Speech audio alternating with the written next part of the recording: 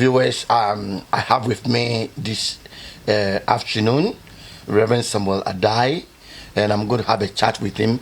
Reverend Samuel Adai is one of those people who had been in the UK for many, many years. And then we can see a mass migration. A lot of people are leaving Europe and the United States back to the Africa. And one of them is Reverend Samuel Adai. So, Reverend Adai, good afternoon. Good afternoon. Reverend, I know you lived in Europe for many years. How long have you lived in Europe? I've lived in UK since 1978, so it's 43 years. 1978. Wow, that's a long time. 1978. So roughly it's about 43 years. 43 years, almost almost 50 years. Almost half a century. Almost half a century. Wow. Then that means you came very, very young. Yes. And that means you have lived in the UK more than you have lived in Ghana. It is true. It's true. Yeah. Right. So tell me, why do you decide to live where you have lived almost all your years, all your days, or why do you want to relocate to Africa and Ghana specifically? Well, it was my intention to go back home. And because I had my children who were schooling, and at the moment they've all completed, they are all working. So I think it is time for me to go back home. I think before coming here, it was my intention that to come and study and go back home. But you know, when you come and you have children, you can't leave them. So I have lived here to look after my children, and they've grown up. So I have decided to go back home. Okay, so that means your heart had always been in Africa. That's right. Now, so what brought you to the United Kingdom? Well, I came to UK to study, and it took me a while to complete my studies. But after completion, I decided to work because I have 4 children. And unfortunately, I did lost my wife as well. So I couldn't have gone to leave my children here. So it was my duty to look after them, for them to have their education. Then after that, then I can go back home. Tell me your life in the UK. What is your view about United Kingdom? Home is home, no matter what is here. The freedom or the air that we breathe, you can see when you are in UK, even though everybody will tell you hospitals and everything, but when you are in Africa, we have our herbs, we have our leaves and everything. So you can see that when you are in Africa, it doesn't matter whether you are in UK. People are rushing to come here, but when you come here, after some time, you can see that home sweet home. You have to go back home. So because of economic problems, that is why people are running from Africa to this place. But when they come and study and they see what is going on, they want to go back home. But sometimes some people come here without proper documents. Therefore, even going back home is a problem for them. But home sweet home. So this European dream or American dream that everyone want to come here, it is not actually so as we see in pictures and movies. The problem is those people who go home, they don't tell the people the truth. Because when you go and you have 1 or 2 things, they look at you or they see you differently. But if we can tell them the truth, this is what is in Africa. Because people doesn't even know that when they come here, now before they are coming to file for documents, when you go to Ghana, everybody work freely. But when you come here, there are rules to follow. You can't just come into the country without having proper documents. You see, so when you go home, people are telling you, why don't you help me, why don't you do this? But when you tell them the truth, they won't take it. Because people are making connections and others to come here. But when you come here, after you have entered into the system, before you know that, the people didn't tell you the truth. You mentioned about, you talk about freedom to do things. Do you think you don't have that freedom, or people don't have that freedom here in United Kingdom or in Europe? What are some of the freedoms that people can have in Africa and in general, and then in Europe? What are the bottlenecks? What are the difficulties people? You see, this one thing that we should know. This place, as I was saying, You need to have proper documents before you can stay here.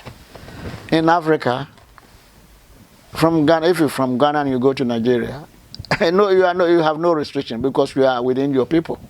But here, discrimination is a very important part of the system. If you are not, listen, if you don't have a good heart, you can't stay within the system because people will discriminate. Before, when we came here, you sit in the bus, no one will sit beside you because you are black.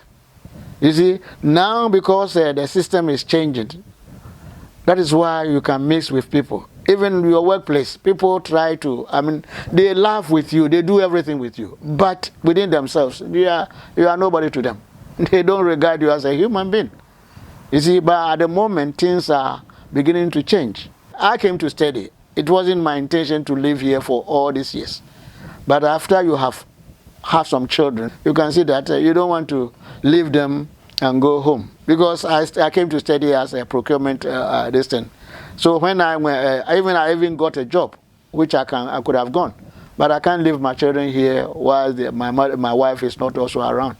So I decided to stay on to look after my children after they have educated themselves. They have finished their schooling. Then I can go home. So the system here, the system here, where the system has been laid in place. But the freedom, even though at the moment everything is going on, but there are places that you cannot even go. Even though you can see that the system is working, everybody is moving on. You can see there are places, there are some jobs which even if I apply, I have the qualification, but they won't give it to me. Because why? Because I'm black. But if I'm in Africa, so far as I have the qualification and I have the experience, they will give it to me. Reverend, do you still believe that racism and discrimination still exists in this 21st century United Kingdom? Yes, it still exists. That people may have qualifications, they may have everything it takes, but because of their race, they may not be offered a job. Even in Parliament, how many black people are there? But probably the black people are not going to politics. The black people, they are always at the back door, isn't it? Yeah, if they don't offer themselves. Well, it's not a question of offering themselves. You see, you try your best, but your best is not good enough. Okay, Reverend, you mentioned that when you go home, you go to Africa, Ghana, Nigeria, wherever in Africa, and you return and you tell them the truth. Say people don't tell them the truth. People portray that all is flashy, good, and easygoing here. But is it not true that people come here after 4 or 5 years? They were able to change their lives. They were able to build houses. They were able to buy the dream cars and that they want. In 4 years time, 5 years time, they go back, they return, and they have done something good in their life. Why their colleagues, they leave, most of them are still not have got their foot on the ground. The system here has already been set up. You see, system in Africa is not like that. It is the duty of our leaders to set up a proper system that will help everybody. Here, wherever you go, the system is there. Nobody will change it. Because if you are working and they are paying everybody £10, it's £10 an hour. But back home, somebody will bring his nephew or his son who doesn't even have the qualification. You see, therefore, you think, when I leave that system and I come to Europe, maybe even I'm being paid £10 an hour, or even I'm being paid £40, it's better than when I'm in Ghana. You see, but when the system has been, and even people are complaining, when the people are complaining about the pay system, pay structure. Yes, a teacher who has been in the school for more than 40 years, his pay is not good enough. And a politician who has been in politics for maybe 4 years, after 4 years, he's going to get a pension. They say they call it ex gratia. When they pay that person ex gratia, and somebody who has been in schooling or teaching, a teacher for 40 years, and his pension is not even up to the MP's 4 years distance, I think all this has been looked into, because if a proper system has been set up, nobody will think, I want to go to Europe. You see, because when you look at, the Europeans are going to Africa, and Africans are also running to this place. Why? Because their system has been laid down properly. Because their system had been laid down. Recently, you visited in Ghana because you wanted, you want to migrate. You shipped your container to Ghana. What are some of the challenges you had trying to send your things from UK to Ghana? Are there any challenges? There are so many challenges. Before shipping my things, because I thought maybe if I ship my things, that would be easier for me. I could have used door-to-door people. They will come and pick it up from my home and deliver it. With the container. Yeah, that's what I'm coming to. Do you think? Yeah, that's why I'm coming. No, that's what I'm trying to establish. That I thought if I do door-to-door, the things that I wanted to take, because I have a lot of small things that I would like to put it in the container. Therefore, I decided to take a container. I took a 20-foot container. And 20-foot container, at the moment, the prices of containers are very high. Therefore, I decided to use the container. Now, I phoned the agent over in Ghana that I've been in this country for a long time. How much do you think it will cost me? So, for Ghana, because you have lived, according to the law, if you are living overseas for 8 months, you can bring your things in without paying anything. You made that inquiry before you did? Yes. So the person told me, that's what he told me. It won't cost you anything because your things will be. I told him I have a fridge and this thing. He told me, oh, the fridge has been banned, but if it's 1 or 2, because you have lived there, it will not going to cost you anything. So I decided to take my fridge, my cooker.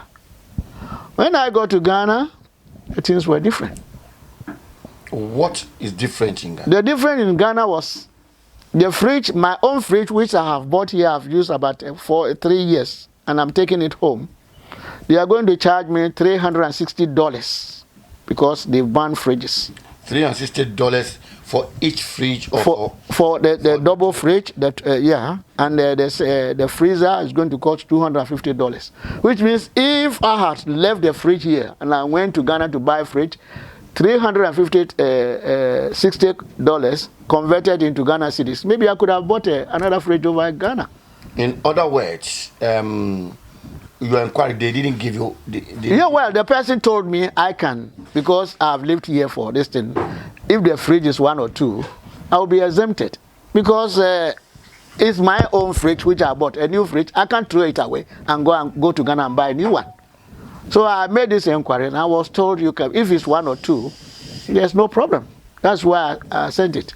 Now you could have even sold it. Yes. Get the money. Yes, and get, even if I got this, and I can get some. But I have a range cooker, which is very expensive, so I can't just throw it away. So I took it to Ghana. Now, when we started doing the clearing, it cost me £3,000 to clear my own goods, which is because I paid almost £3,000, almost 200,000 Ghana, 20,000 Ghana cedis for clearing the goods alone. Whilst I have paid £3,000 for my shipping. For the container, I paid $3,000 for container. I also paid almost 20,000 for my shipping, for clearing. The agent told me the money that we have to pay, but from what I have seen, most of the agents are making money and the custom officers are also making money. That is what is killing the government, because it looks as if the government is they are using the digital system, but I think there are other loopholes around it. What are the loops? Because I know digital, everything is fixed. That's what they tell you. They will go and put the thing in the machine and everything. They'll give you this thing. The agent will be writing some things. Because I told the agents I need the documents so that I can use it. Because I don't understand.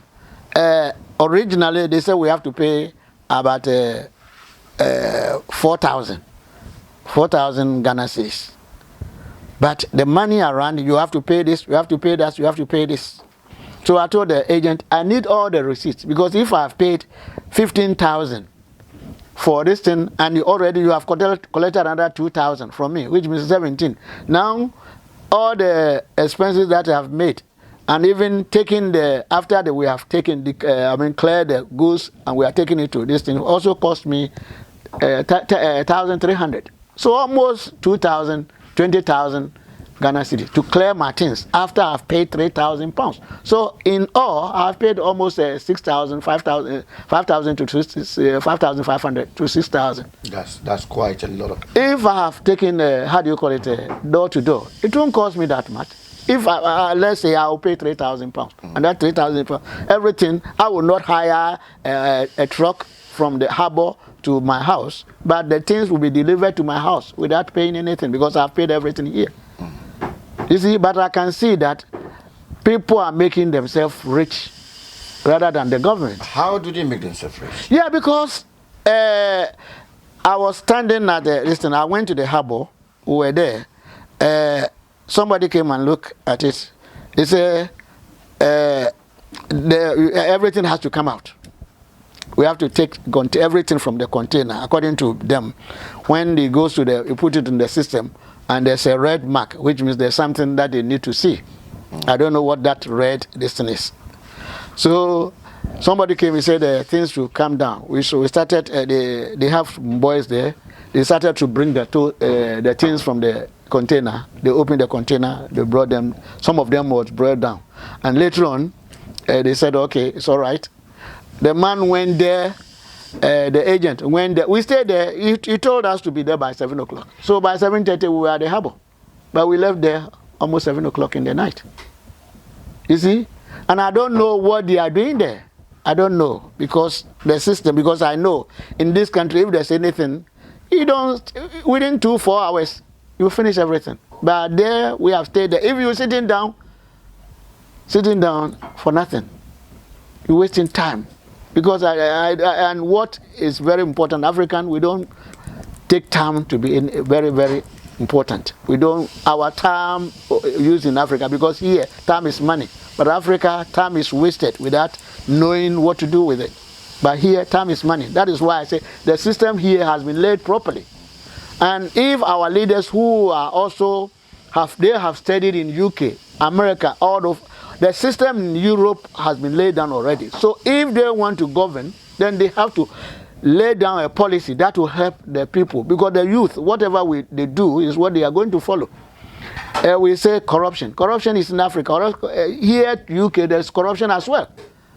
But it looks as if UK, you don't see it, even though it's there. But Ghana is, you see that the people, they are demanding without giving them the money, or giving them that money, something that they required. It has happened to me. I went to the harbour during 2011 to clear my things. I went there by 8 o'clock. I was with other guys. They say long room. We are in the queue. We all submitted our things. Everybody, all those people were gone. I was sitting down there. About 2 o'clock, another guy came. He said, "Oh, you are still here?" I said, "Yes, I'm still here. The person hasn't called me because Martin is." He said, "Oh, did you put anything in there?" I said, What should I put in there?" He said, "Oh, then you are going to sit here." I went there, I saw this thing. I put 10 CDs in it. Not knowing the person has finished the job already. But he was waiting for me to pay him money. Without that, he won't give this thing to me. So you can see the system has been corrupted. Everybody wants something. Even a messenger wants something before releasing your files to you. So that is what is happening. Right. Recently, in the corruption index, Ghana was not rated good. Do you think the government or previous governments and the government, current government, do you think they are not doing much about fighting corruption? Well, the point is, it's not only the government. It's we, the individual, have to also fight the corruption ourselves, because our attitude has to change. Because when you do something for somebody, you want the person to pay you. Whereas in UK, when you go to the office or you go somewhere, somebody comes and you do something for the person. But the person knows that he's being paid for what he's doing. So he's not demanding anything from you. But in Africa, it has been something like a part of our system. That whenever something is done, somebody does something for you, he wants something from you. You see? So that is the attitude. Even though they are in a they are being paid for what they are doing. Yeah, they are being paid for what they are doing. But still they want something. From the customs, the airport, everywhere that you go, whatever they do for you. Yes, when I was, how do you call it? Because the agent told me there are some form that I have to complete when I get to the airport. So when I get to the airport and after I've been cleared and everything, I told the customs, I have shipped something and I needed some form here. The agent told me to get a form here before this thing. So it took me, I stayed there for. The person, they told me, oh, the person is coming, go to this window. I stayed there for more than half an hour. The person was not coming. So I went, oh, he's coming, he's coming. Eventually, when she came, oh, this thing, you ask you one question, then you go to this thing. But I thought, that is the work that you do. You should come and sit down and do everything without even going anywhere. But eventually, the way I saw that this thing, eventually, she didn't ask me, but I gave her £10. You see, because I know that she feels reluctant for this thing. I have traveled more than, because I went through Amsterdam transit. So it took me a long time. I stayed at the Amsterdam airport for 3 hours. So I wanted to go home. But I was being delayed because of a small document that can be taken. I can take the person maybe less than 5 minutes to complete that form. But within 1 hour, I was still at that counter. You see? So I saw that you feel reluctant to complete this thing. You need something.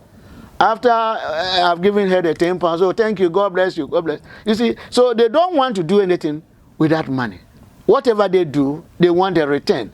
But so that is what the government should let the people know, that you are being paid for what you are doing.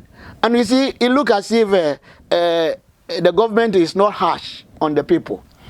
If you see somebody has collected something from somebody, that person, because it's corruption, you have to sack that person. You see, you have to set an example for people to know. But it looks as if it's part of the job that they are doing. You see, they are making money, so they don't care about what the other people are thinking. You see, so that is why the corruption in Africa is everywhere. Reverend, you lived in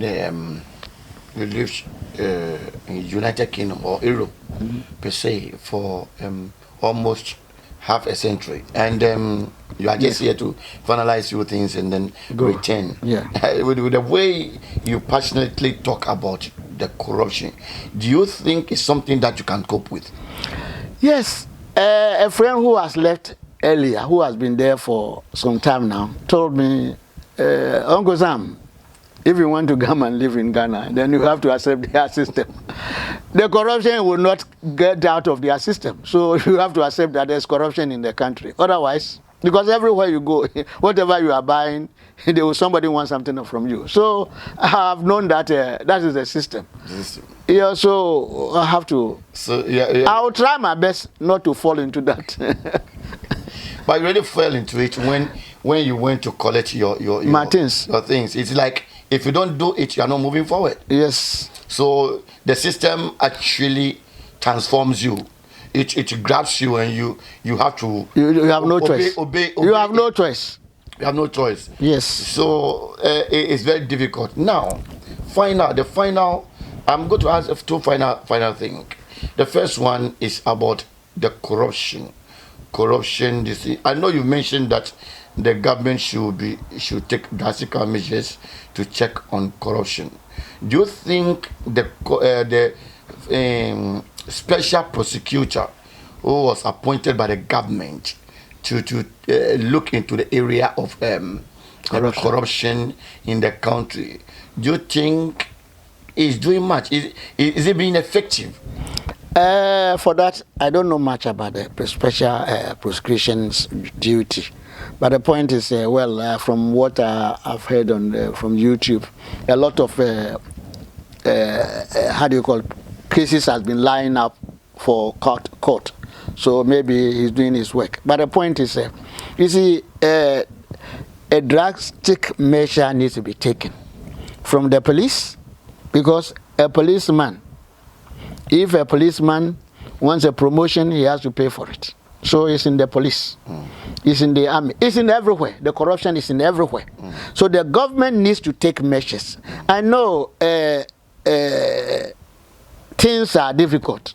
You see, because it looks Africa, it looks as if they think the difficulties is only in Africa. They don't think it's here. You see, here the reason why everybody wants to come here, the system has been laid down. If you go to Sainsbury, they are selling their things. If you go to this thing, they are selling their things. So, so far as you are working for your food, you can get it. Back home, people doesn't want to work. That is one thing I've noticed.